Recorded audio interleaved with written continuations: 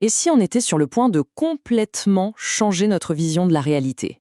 On va explorer ensemble une théorie assez folle qui suggère que l'univers, ce n'est pas un vide gouverné par des forces invisibles, mais plutôt un genre d'océan cosmique, un superfluide parfait. Voilà la question qui pourrait absolument tout changer. Oublions un instant l'idée de la pomme qui tombe, de la gravité comme une corde invisible qui tire tout vers le bas. Et si on l'imaginait plutôt comme un vent, hein, un courant puissant qui nous pousse constamment? Alors voilà notre feuille de route. On va commencer avec un bon vieux mystère de la gravité, puis on plongera dans cette idée de vide superfluide. On verra comment ça réinvente la gravité, comment ça reconstruit l'espace-temps pour enfin résoudre l'énigme de Mercure. Et ça ouvre la porte à une toute nouvelle réalité. Tout commence avec un problème, un très célèbre problème. C'est un peu le grain de sable dans l'engrenage bien huilé de la physique classique, une anomalie qui était si tenace qu'elle a en fait ouvert la voie à une véritable révolution. Honnêtement, l'anomalie était minuscule, vraiment.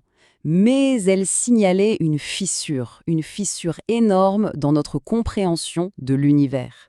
Ce n'était pas juste une erreur de calcul, non. C'était la nature elle-même qui nous disait que les lois de Newton, qui semblaient pourtant si parfaites, elles étaient incomplètes. Alors pour résoudre ce mystère, il faut une idée radicale, une idée qui nous invite à repenser la nature même de l'espace. Et si le vide, ce qu'on a toujours considéré comme rien, était en fait quelque chose? Le concept clé ici, c'est celui de superfluide. Il faut imaginer un liquide tellement parfait qu'il s'écoule sans la moindre résistance, sans la moindre friction. C'est ça l'idée. Dans cette théorie, l'univers entier baigne littéralement dans ce milieu fondamental. Et voilà toute la différence. C'est là que ça devient intéressant. La relativité générale nous dit que la masse déforme la géométrie de l'espace-temps. Ce modèle, lui, propose autre chose. La masse modifie les propriétés d'un fluide cosmique. On a donc deux descriptions radicalement différentes qui, on va le voir, aboutissent à des résultats mathématiques étrangement similaires. Bon, passons au cœur du réacteur, au mécanisme central.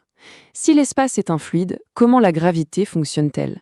L'idée est à la fois toute simple et incroyablement puissante.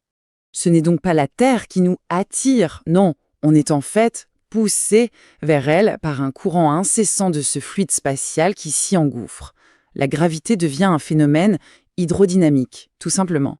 Et le point qui est vraiment crucial, c'est que ce vent n'est pas du tout aléatoire. Sa vitesse, à n'importe quel point de l'espace, correspond très exactement à la vitesse qu'il faudrait pour s'échapper de l'astre, la fameuse vitesse de libération. C'est une connexion directe, super élégante, entre la dynamique du fluide et la gravité telle qu'on la connaît. Et ça, c'est la clé de voûte, la formule qui connecte tout, la pierre de Rosette de cette théorie. D'un côté, on a le facteur de gravité d'Einstein, de l'autre, un simple rapport entre la vitesse du fluide U et la vitesse de la lumière C. Ce que cette équation nous dit, c'est que l'effet gravitationnel est en réalité un effet de mouvement, un effet cinématique.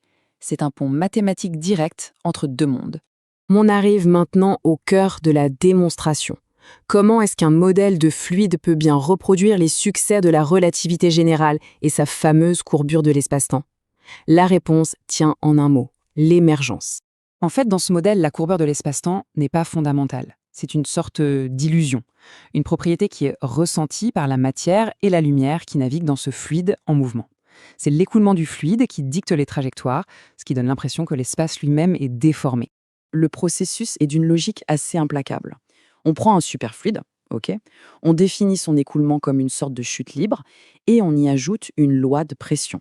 Et quand on assemble ces briques, la structure mathématique qui en sort n'est pas une vague approximation, elle est identique à la fameuse métrique de Schwarzschild, la solution exacte de la relativité générale pour un astre.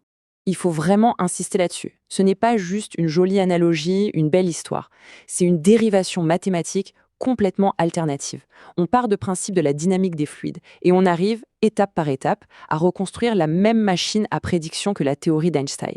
Et maintenant, retour à notre point de départ. La boucle est sur le point d'être bouclée, avec cette petite planète qui a donné tant de fil à retordre à Newton et à tous les autres pendant si longtemps.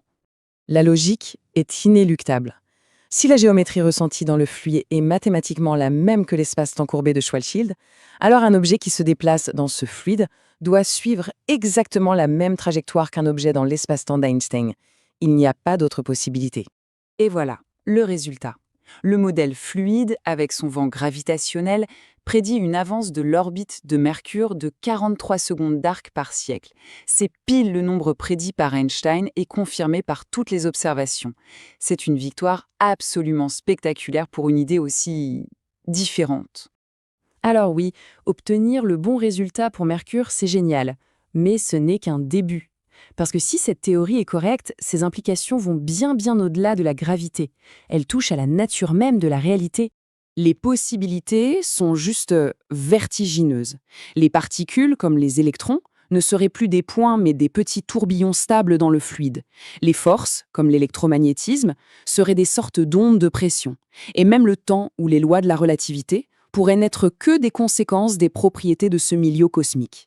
Ça ouvre la voie à une vision potentiellement unifiée de toute la physique. On termine donc avec cette question: et si l'espace et le temps n'étaient pas la scène sur laquelle se joue la pièce de l'univers, mais juste les ombres projetées par les mouvements d'un océan beaucoup plus fondamental? C'est une idée assez folle sur laquelle méditer. Merci d'avoir suivi cette analyse.